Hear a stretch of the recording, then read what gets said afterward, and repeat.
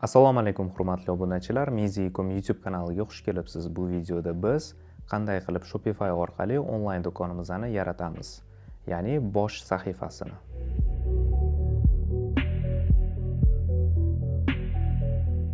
Biz Shopify'ni asosiy sahifasidamiz, ya'ni admin panelda va biz hozir onlayn store'ga kirib, customize tugmani bosamiz va onlayn do'konimizni yaratamiz.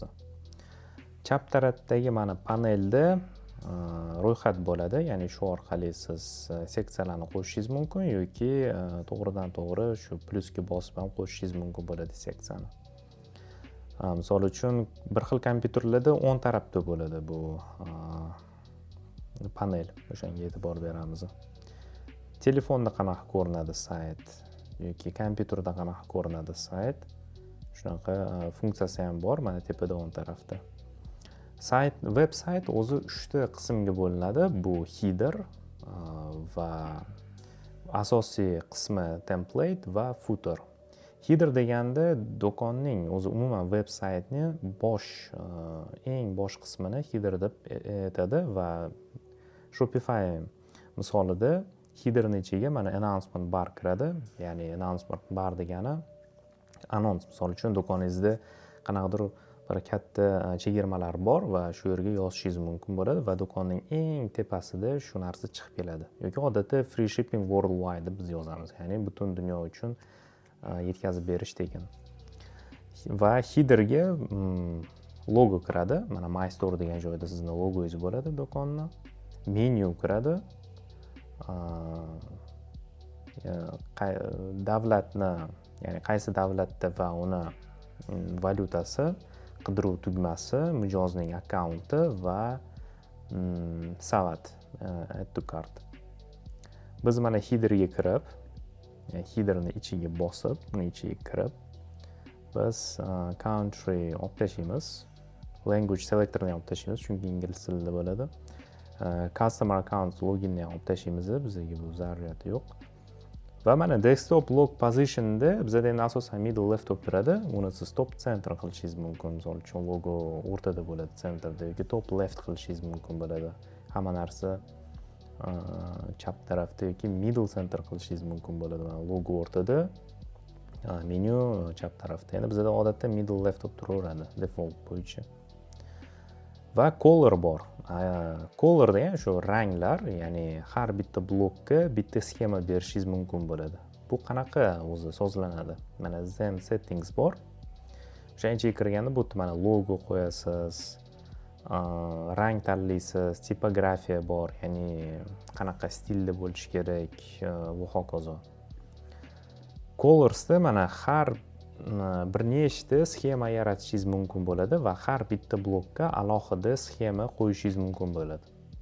Ya'ni o'rnatib qo'yishingiz mumkin bo'ladi. U sxemani ichiga kirib, uni shu blokni backgroundi, ya'ni orqa tarafi, foni, undan tashqari matn, shu blokda qaysi rangda bo'lishi mumkin, tugmani foni qanaqa rangda bo'lishi mumkin va hokazo. Ya'ni hamma ranglarni, hamma sozlamalari shu yerda bo'ladi va alohida sxema qilib yaratsangiz bo'ladi va har bitta blokka alohida sxema bersangiz bo'ladi yoki misol uchun 2-3 ta blok bor, bitta sxemani ishlatsangiz ham bo'ladi. Xo'sh, biz onlayn store'ga qaytamiz va do'konimizning bosh sahifasini yaratamiz. E'tibor bering, mana Figma bor bizda. Va Figmada biz aytgancha bu yerda do'konning tuzilishi bo'ladi, ya'ni home page, do'konning asosiy sahifasini tuzilishi va har bitta tugma nimaga javob berishini ham yozib chiqqanmiz. Endi bu shablon, standart shablon boshlanuvchi dropshipper uchun va bu havolani ham biz kanalimizda yuklab boramiz. Yozib ketamiz havolasini. YouTube'da ham va Telegram kanalda ham. Va bizga mana kerak bo'lgan materiallar, agar matn qismini oladigan bo'lsak, bizga do'konning nomi yoki asosiy shiori kerak bo'ladi, birinchisi. Ikkinchisi bu bitta yoki ikkita taklif uchun do'konning qisqacha tavsifi Uchinchisi bu 3ta sharh, bitta yoki 3ta jumladan iborat. To'rtinchisi bu about us, ya'ni biz haqimizda blog uchun qisqacha tavsif. Va beshinchisi do'kon haqida hikoyaning matni, ya'ni siz uni o'zingiz o'ylab topishingiz yoki raqobatchining do'konidan nusxalashingiz mumkin. Lekin bugungi kunda bu narsa ham kerak emas o'zi. Chunki matn uchun ChatGPT bor bizda. Shu ChatGPTni ishlatamiz va misol uchun shu matnni olib, kopiya qilib va yo'nalishingizni berib ketasiz. Ya'ni men aniq bir yo'nalishga mana shu punktda matn yozib bergan deb. Misol uchun mana ChatGPTda bizga mana yozib bergan. Birinchi punkt mana store name, slogan, ikkinchisi qisqacha tavsifi va hokazo. Ya'ni bizda pet supplies ni tanladik va pet supplies uchun bizga shu matnni yozib berdi ChatGPT. Vizual tarafdan bizga nima kerak bo'ladi? Birinchisi bu do'konlarning joyiga mos keladigan bitta yoki ikkita katta slayder rasmlarini bepul stok fotosuratidan topish mumkin. Ya'ni unsplash.com degan platforma bor, rasmlar tekin, o'shadan yuklab olishingiz mumkin yoki Shopify'ning o'zini kutubxonasi bor. Shu media bo'yicha o'sha orqali ham qo'yishingiz mumkin bo'ladi rasmlarni. Va xizmat yordamida siqish, ya'ni mediani siqish. iloveimage.com siqish deganda nimani nazarda tutamiz? Bitta rasm bor. Rasmni razmeri, joyi 2 yoki 3 megabayt bo'lishi mumkin va biz uni siqib boramiz. Ya'ni rasmning sifati o'sha qoladi, mijoz uchun hech qanaqa farqi yo'q. Lekin rasmni joyi 2-3 megabayt bo'lsa, platforma orqali siqqaningizdan keyin 500-600 kilobayt bo'lib qoladi. Bu nimaga ta'sir ko'rsatadi? Agar do'koningizda qancha ko'p o'sha og'ir rasmlar bo'lsa, saytni загрузка qilish, yuklab olish tezligi pasayadi va mijoz chiqib ketishi mumkin do'koningizdan. Do'koningizni tez ochib bermagani uchun. O'shaning uchun hamma media rasmlarni mana shu platforma orqali siqib boramiz, ya'ni razmerini tushirib. O'shanda do'koningiz tez ochiladi. Ikkinchisi bu sharhlar uchun maqsadli auditoriyangizni yuzlari bilan 3 ta rasm. Mana e'tiboring bering, yulduzcha ham bor. Sal turib ko'rsataman nima uchun kerak bo'ladi bu yulduzcha bizga. Uchinchisi bu about us, ya'ni biz haqimizda sahifa va blog uchun rasm. Xo'sh, endi biz onlayn storega qaytamiz va do'konimizni sozlashga boshlaymiz. Biz mana announcement bardan boshlaymiz, eng tepasidan va bu yerda bizda free worldwide shipping deb yozib qo'ygan ekan. Shuni olib kopiya qilamiz. Announcement barda mana pastga tushirganda announcement bar bor. O'rniga free worldwide shipping ni qo'yamiz, save ni bosamiz. Keyingisi bizda image slider, ya'ni asosiy qismida birinchi blogi image banner mana tanladik. Image bannerning ichiga kirib rasm tanlaymiz. Misol uchun export free image ni bosib pet tanlashimiz mumkin. Ya'ni bizning yo'nalishimiz, ya'ni pet supplies, uy hayvonlari va unga shu mos rasmni tanlaymiz hozir. Misol uchun bir rasm tanladik, select va rasmning razmerini mana banner heightni biz small qilib qo'yamiz. Tayyor. Endi buttonsga kiramiz, ya'ni tugma. Bizda bitta tugma bo'lib qolsin. Button labelning o'rniga shop now deb yozamiz, ya'ni hozir sotib olgan degan va havolaga biza products, all productni ko'rsatamiz. Ya'ni hamma mahsulotning sahifasiga o'tib ketadi shop now ni bo'lsa. Save ni bosamiz. Xo'sh, orqaga qaytaramiz va image bannerga kirib, ichiga qisqacha sloganni yozamiz. Kopiya qildik. Image banner. Sal qalinroq qilamiz, bold. Orqaga qaytamiz. Va yana qisqacha bir matn bo'lsin. Yozdik, save. Xo'sh, keyingi bizda blogimizni, seksiyamizni bu multi-column, ya'ni biz do'konimiz haqida 3 ta original sharhni taklif qilamiz. Ya'ni bu yerda mana add sectionga bosib multi-columnni tanlaymiz. Mana 3 ta multi-column bor. Multi-column degan joyga headingda biz what our customer says ni tanlaymiz. Ya'ni bizning mijozlarimiz biz haqimizda nima, qaysi fikrda. Qalinroq qilamiz, orqaga qaytaramiz va mana 3 ta column bor, 3 ta kolonna. Mana birinchisiga kiramiz va select image rasmni tanlaymiz. Mana biz kecha qilgan rasmni va uni matni. Bu Jessica M ekan. Mana tanladik. Jessica M va mana bu yerda 3 ta sharh, bitta 3 ta jumladan iborat mana yulduzchani olamiz va shu sharhni bergan shu odamning ismini yoniga 5 ta yulduzni qo'yamiz. Ya'ni bizani 5 ta yulduzga baholagan deb. Keyin bu yerda mana matni bor. Sharhning matnini olamiz. Descriptionga qo'yamiz. Orqaga qaytaramiz. Keyingi kolumnga kiramiz. Bu yerda select va rasmni tanlaymiz. ChatGPT ga qaytamiz. Michael R ekan. Heading kolumni o'rniga Michael R ni qo'yamiz va yulduzchani olamiz. 1 2 3 4 bu ham 5 ta bo'lsin. ChatGPT da matn, sharhni matni, save. Orqaga qaytaramiz va 3-kolumnga kiramiz. Bu yerda ChatGPT da Emily S ekan. Va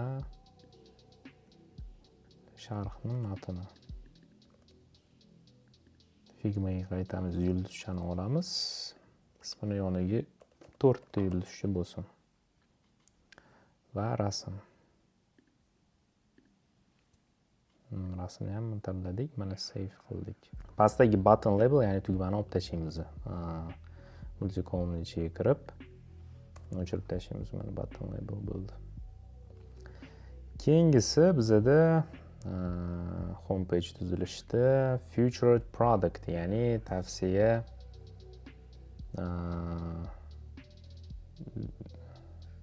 maslahat beramiz, qaysi mahsulotni sotib olish, ya'ni eng winning productni bosh sahifaga olib chiqamiz, eng yutuqli mahsulotni. Qaysi mahsulotni o'zi umuman biz reklama qilayotgan bo'lsak, shu mahsulotni qo'yamiz. Featured productga bosamiz va select product selectga bosamiz, mahsulotni tanlaymiz. Tanladik. Orqaga qaytaramiz. Keyingisi bizada feature productdan keyin all products collections bor, ya'ni bu kolleksiyani qanaqa qilib yaratasiz? Do'koningizda misol uchun ko'p mahsulotlar bor, 15 ta 20 tacha mahsulot. Kolleksiya yaratasiz va shu kolleksiyaning ichiga hamma mahsulotni qo'shib turib va unga nom berasiz, all products deb. Keyin featured add section'ni bosib, featured collection'ga bosib, o'sha kolleksiyani tanlaysiz, all product. Endi biz hozir qila olmaymiz, chunki do'konimizda faqat bitta mahsulot. Buni o'shaning uchun biz tashlab ketamiz bu seksiyani. Keyingisi bizda image and text, ya'ni biz haqimizda blog. Image with text ni tanlaymiz. Va bu yerda biz explore free image ni tanlab, ya'ni shu yo'nalishimiz bo'yicha yo'nalishimiz uchun rasmni tanlaymiz. Xo'sh, bu misol uchun shu bo'lsin. Select ni bosamiz. Small bo'lishi mumkin rasm yoki medium. Mana shu ko'rinmas ekan. Edit to image qoldiramiz. ChatGPT ga qaytamiz va bu yerda biz mana 4-seksiya bizda about us haqida matnni olamiz.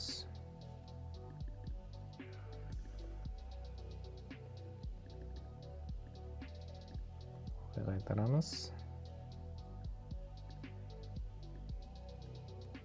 Va bu qisqacha tarixi bo'lsin, qisqacha tarixi. Va mana button degan joyda siz read more deb yozasiz, ya'ni batafsil ma'lumot. Read more ga keyin havolani qo'yamiz, ya'ni pages about us degan havola bor, o'shani qo'yamiz, save ni bosamiz va about us degan havolaga kirib, keyin batafsil tarixni yozib chiqasiz, ya'ni home pageda page degan joyda default pagega kirib, o'sha about us sahifasi chiqadi, o'sha yerga siz rich textni tanlab shu batafsil ma'lumotni yozasiz. Xo'sh, orqaga qaytaramiz. Keyingisi bizada do'konni tuzilishi bo'yicha bizada footer. Footerga o'tamiz, eng pastki qismiga, mana footerning ichidamiz va bu yerda biz misol uchun email sign upni olib tashlashimiz mumkin. Alohida qilishimiz mumkin. Templatening ichida add sectionni bosib email sign up. Footerning ichida esa biza country olib tashlaymiz, language selectorni olib tashlaymiz. Policy ham o'zi turgan bo'ladi. Ya'ni biz olib tashlaymiz u narsani. Orqaga qaytaramiz, chunki bizda bu yerda policy alohida bo'ladi, как menu bo'lib turadi. Xo'sh, biz birinchi bo'lib footerning ichida mana add block bor, add blockni bosib image tanlaymiz. Imageda bu yerda sizning logotipingiz bo'ladi. Imagedan keyingi blok bizda menu bo'ladi. Bitta emas, ikkita menu va bitta text. Ya'ni rasm, ikkita menu, bitta tekst. Birinchi menyuda bu mana ichiga kirib, menu degan joyda footer menyuning o'rniga replace ni bosib main menyuni tanlaymiz. Ya'ni tepadagi menyuni pastda dublerovать qilib qo'ydik. Save ni bosamiz va quick links ni o'rniga menu deb yozamiz. Ikkinchi menyuga biz customer care deb yozamiz. Ya'ni customer care. Ya'ni bu yerda yuridik taraflari bo'ladi do'konning. Sizning do'koningizning yuridik taraflari. Replace ni bosamiz va bu yerda mana yo'q bizda. Create menyuni bosamiz va bizani mana contentdagi menyuga yubordi. Bu yerda mana biz menyu yaratamiz. Link policyga kiramiz, shipping policy mana avtomatik ravishda nomi ham qo'yildi. O'sha policyni.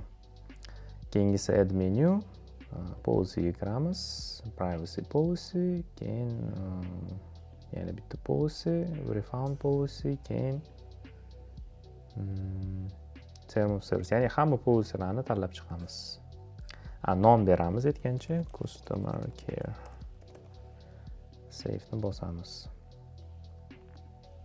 Do'konimizga qaytamiz. Va sahifani yengillatib olish kerak bo'ladi. Mana customer care ga borib, footer menu, replace va mana customer care. Save ni bosamiz. Text degan joyga heading ni o'rniga contact us ni qo'yamiz.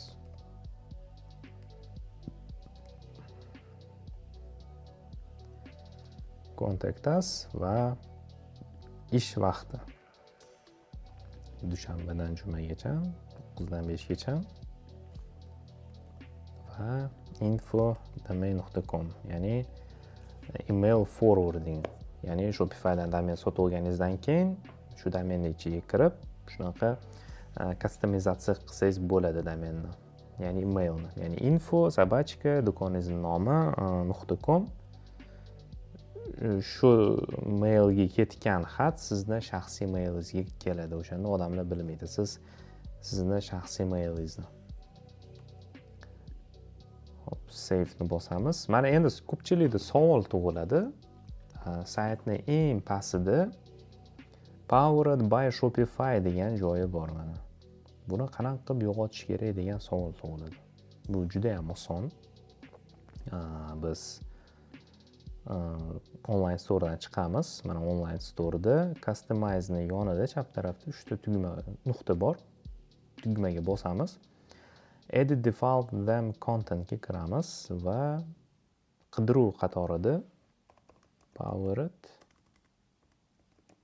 by Shopify deb yozamiz. Ya'ni o'sha matnda mana chiqib keldi.